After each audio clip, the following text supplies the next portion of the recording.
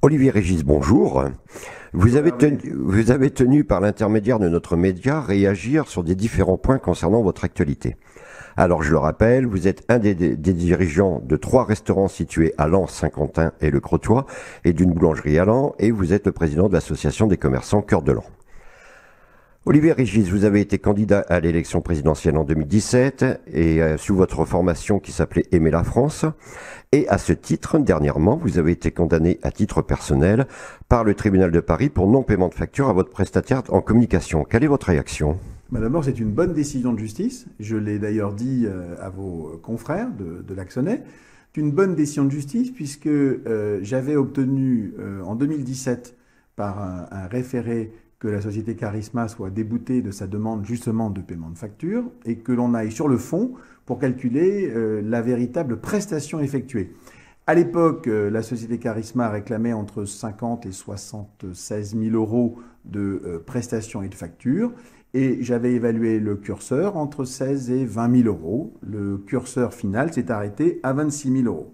Alors, pour moi, c'est une bonne décision pour une autre raison. Je vais rappeler simplement les textes, vous me permettez de lire 2 secondes les extraits. Le 21 avril 2017, le juge des référés a débouté Charisma Director de ses demandes. Nous sommes allés sur le fond. La société Charisma Director a été déboutée de ses demandes de cessation de publication, de diffusion d'images, de séquences audiovisuelles créées, mises en scène ou réalisées par eux sous astreinte et de dommages et intérêts pour atteinte aux droits exclusifs de M. Sebaï. La bonne nouvelle, c'est que je suis bien propriétaire de mes droits de diffusion, de mes droits à l'image, intégralement et non pas sous contrainte comme c'était ce que réclamait la société Charisma. Je paye une prestation de 26 000 euros pour le travail effectué qui a été arbitré par un juge et qui a été arbitré avec sérieux, avec la consultation de l'ensemble des pièces produites en communication entre août et octobre inclus 2016. Et c'est pour cette raison que j'ai réagi positivement en disant que le jugement était fiable et que je ne ferai pas appel de cette décision qui me paraît tout à fait juste dans le cadre de mes activités 2016. Et donc je n'ai rien de plus à ajouter sur ce sujet. Donc pour vous, vous confirmez que c'est une bonne nouvelle et que vous n'allez pas faire appel. Exactement, c'est une nouvelle cohérente. Je ne suis pas condamné à régler des sommes comprises entre 50 et 76 000 euros et qui sont disproportionnées par rapport au travail qui avait été effectué. Je suis propriétaire de l'ensemble de mes droits. Je peux diffuser tout ce qui a été filmé, enregistré, en toute légalité, sans avoir à payer d'astreinte ou de contrainte à leurs auteurs.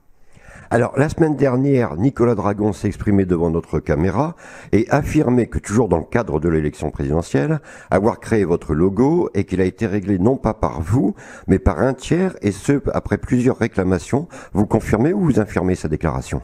Je confirme que Nicolas Dragon a été réglé non pas par un tiers, mais par le trésorier de la campagne présidentielle, ce qui est tout à fait normal et cohérent. Et donc, M. Dragon a bien été réglé. Je précise que dans le jugement qui a été rendu, M. Sebaï a pu participer à l'élaboration du logotype Aimer la France. Il n'en est nullement l'auteur, comme le révèle la facture établie par M. Dragon le 6 septembre 2016 pour la conception, la réalisation et la proposition d'un logotype Aimer la France. Et c'est bien cette facture qui a été réglée par les soins du trésorier de la campagne présidentielle. Donc c'est tout à fait normal. Et c'est le seul lien professionnel que j'ai entretenu avec M. Nicolas Dragon. Donc en fait, quand Nicolas Dragon dit qu'il a été payé par un chèque venant du Morbihan et par un monsieur du Doubs, en fait, ça faisait partie d'Aimer la France, ou c'était un tiers, Le compte bancaire d'Aimer la France est bien dans le Morbihan, je confirme, et il a été donc réglé tout à fait normalement par le trésorier de la campagne présidentielle. Et c'est tout à fait logique. Après, le délai de règlement correspond exactement à celui du rythme d'une campagne présidentielle. Et vous savez très bien que quand on démarre une campagne en septembre, il faut quelques semaines, quelques mois pour organiser les paiements. C'est ce qui s'est passé tout à fait naturellement. Alors, Nicolas Dragon affirme, toujours devant notre caméra, qu'il a créé pour votre restaurant le visuel publicitaire et qu'à ce jour, il n'a toujours pas été réglé de sa facture. Alors, il avait proposé à mon prédécesseur des visuels sur des thèmes type le général Leclerc, des noms qu'il avait imaginés pour mon prédécesseur. Aucun lien commercial ne me lie à Nicolas Dragon sur ce dossier de restaurant ou de café. Et je le dis avec fermeté, je mets au défi M. Dragon de produire aucun contrat nous liant sur le plan professionnel, à l'exception d'Aimer la France. Et pourquoi avoir établi une facture, émis une facture alors? Ça, c'est ce qu'on appelle un abus de droit. Il n'a pas à émettre des factures sur des contrats qui n'existent pas. Vous avez échangé avec lui sur ce sujet ou Une fois au départ, lorsque Aimer la France a été créé et au moment de son règlement, il m'a suggéré, proposé de reprendre les travaux qu'il avait accomplis pour mon prédécesseur.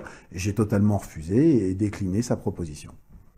Alors, Olivier Régis, lors de nos échanges pour convenir d'un rendez-vous pour cette interview, vous m'avez indiqué que, je vous cite, vous vouliez faire un tour d'horizon et parler de plusieurs sujets. Quels sont ces sujets? Le premier sujet qui me vient à l'esprit, c'est d'abord un sujet politique, hein.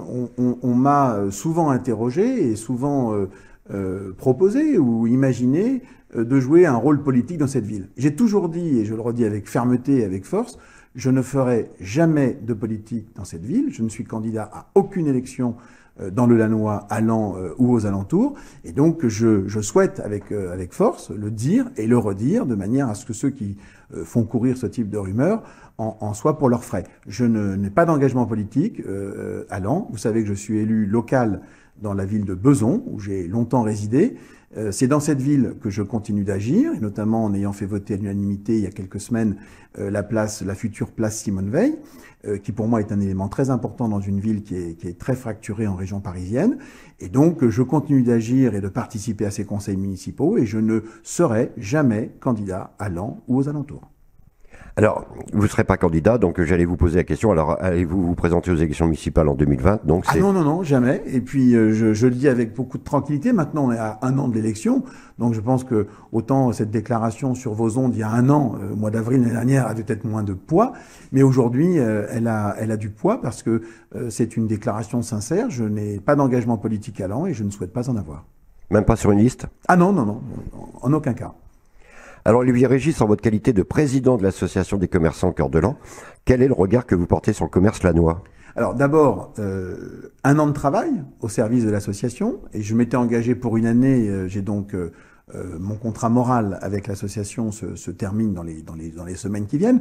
Je vais évidemment livrer un bilan ce soir à l'occasion d'une réunion que j'organise avec les commerçants de Laon au bistrot de la mairie. Donc je le dis avec force, nous allons faire le bilan de cette année, une année qui a été pour le commerce lannoy difficile. L'impact des Gilets jaunes a été très puissant, la fermeture de Center Park a été aussi très importante. Dans cette morosité, nous avons individuellement, chacun d'entre nous, essayé de faire vivre nos commerces, de les développer. Nous avons d'ailleurs ouvert, à titre personnel, avec mon épouse, un nouveau commerce à Laon, une boulangerie, comme vous le savez. Nous sommes extrêmement attachés au commerce de proximité. Nous avons mené avec l'association le combat contre le projet d'extension du centre Leclerc, dont nous débattrons ce soir, puisqu'il y a des voies de recours encore possibles. Mais voilà, donc un président de l'association doit d'abord mettre au débat de ses membres et de ses adhérents, et je dirais même des commerçants plus généralement, avant de prendre une décision.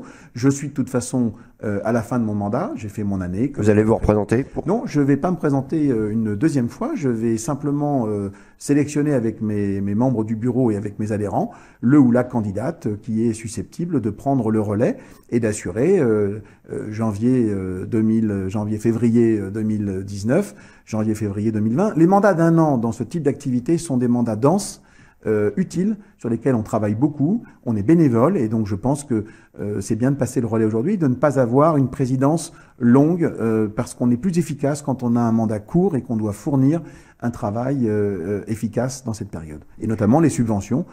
Je salue d'ailleurs le travail qui a été effectué entre le bureau et la municipalité, parce que nous avons pour la première fois obtenu une subvention importante pour les commerçants du plateau, et puis nous avons fait bouger les lignes sur le commerce dans d'autres quartiers, et je pense que cette action qui a été saluée et appréciée par les adhérents.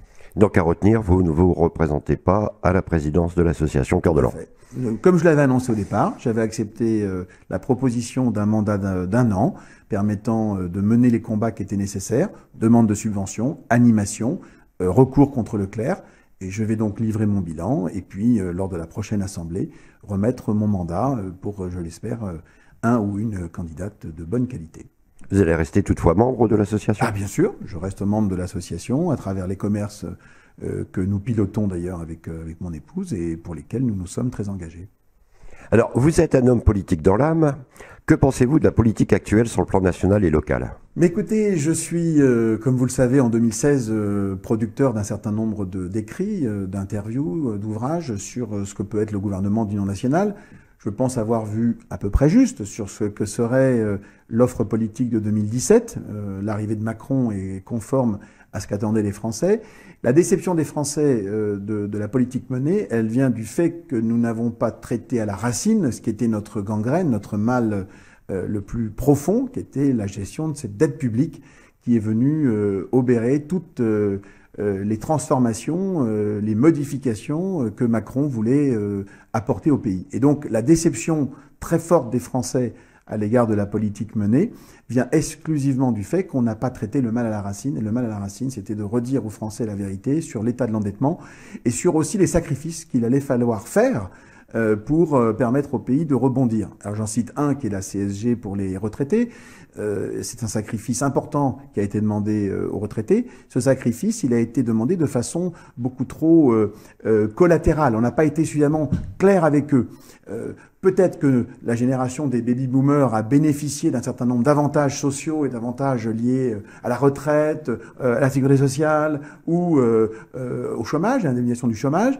Mais il fallait expliquer ce que ça a coûté depuis 40 ans, pourquoi ce déficit s'est creusé et pourquoi il fallait maintenant faire un effort et une marche arrière pour ramener les équilibres. Peut-être payer l'impôt de façon progressive et pour tous, c'était des propositions qui viennent de la gauche, parfois de la gauche extrême. Peut-être remettre en ordre tout ce qui concerne l'évasion fiscale et peut-être plutôt que de taper uniquement sur l'évasion, de faire revenir un certain nombre de Français. Macron a voulu le faire à travers la suppression de l'ISF, mais il n'est pas allé au bout. Il a gardé l'IFI, qui est un des moteurs, lui aussi, de non-retour pour un certain nombre de Français de l'étranger. Il n'a pas suffisamment expliqué cette politique aux Français et les Français ont vu les désavantages de cette politique sans avoir les avantages. Et par définition, ils ont donc commencé à contester ce qu'ils font maintenant tous les samedis depuis le mois de novembre. Et sur le plan local? Et sur le plan local, là, pour le coup, on est doublement victime. On est victime une fois parce que la politique nationale ne permet pas aujourd'hui d'avoir une véritable aide à la population, une amélioration du pouvoir d'achat. On ne sent pas les choses d'un point de vue national. Et on est victime localement parce que nous avons été dans une espèce de point noir à travers la N2, à travers les voies de chemin de fer, à travers les liaisons. Nous sommes extrêmement pénalisés par notre position. Nous avons une situation qui est extrêmement difficile pour le petit commerce et vous le savez, ça ne date pas d'aujourd'hui. C'est une accumulation de décisions très longues qui ont favorisé exclusivement la grande distribution. Et donc, l'association des mesures nationales et des mesures locales avec un tourisme qui est faiblard, qui ne progresse pas sensiblement, qui reste autour de 80 000 visiteurs par an dans notre commune, avec des liaisons un peu dégradées, il faut le reconnaître, eh bien nous avons une morosité ambiante qui est extrêmement présente et nous ne sentons pas l'amélioration venir. Le mois de décembre a été pour le petit commerce une baisse très sensible à l'an. J'ai dit dans d'autres médias que nous avions entre 20 et 40% de baisse du chiffre d'affaires pour l'ensemble des petits commerces de la zone. Je pense que cet élément-là a joué négativement lui aussi dans la morosité ambiante. Ma dernière question, Olivier Régis, est-ce que vous abandonnez la politique? Mais on n'abandonne jamais la politique parce qu'on est d'abord un citoyen, parce qu'on vote, parce qu'on prend des positions. Je fais toujours attention à ce que les prises de position qui sont les miennes soient adaptées au mandat auquel je suis attaché, puisque je suis élu local, et au mandat que je défends ou pour lequel je me bats. Alors je me suis battu à l'occasion de l'élection présidentielle pour un certain nombre de grandes mesures essentielles. J'en recite 2 ou 3, bien sûr la gestion de la dette publique, bien évidemment la parité que j'avais placée en priorité numéro 1, qui pour moi était extrêmement importante, les bonus-malus aussi liés à l'emploi, qui sont des sujets sur lesquels travaille d'ailleurs le gouvernement.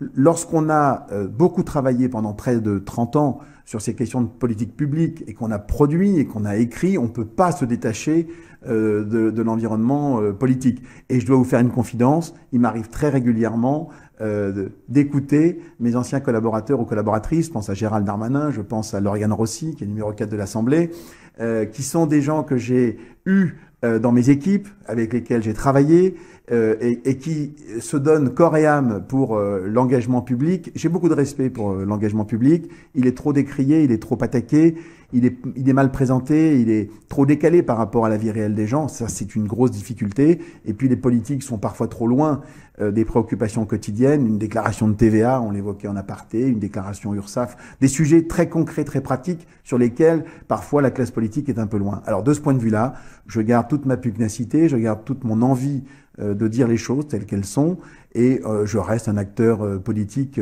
raisonnable, c'est-à-dire adapté aux mandats qui sont les miens, et sans jamais vouloir donner de leçons aux autres, parce que faire de la politique, c'est pas si simple. Olivier Régis, merci. Merci Hervé. En conclusion, vous êtes satisfait du jugement? Tout à fait. Vous ne devez rien à Nicolas Dragon? Ah non, pas un euro. Et vous ne représentez pas à la présidence de l'association Cœur de l'An? Et je ne me représente pas, mais comme je l'avais annoncé au départ, pour un mandat d'1 an et sur lequel j'ai beaucoup travaillé et avec beaucoup de plaisir. Voilà, et c'est bien de clarifier. Je salue le travail de l'antenne, et si les Français se désintéressent des grands médias ou des médias actuellement, c'est probablement parce que le travail de fond n'est pas suffisamment fait et que quelque part les gens croient parfois plus aux fake news ou aux rumeurs que à ce que la presse veut bien véhiculer. Et moi je salue le travail de recherche, d'enquête et de vérification que vous faites et qui permet à des gens comme moi qui sont parfois attaqués de répondre avec précision et avec beaucoup de transparence. Ça sera le mot de la fin. Merci Olivier Régis. Merci Hervé.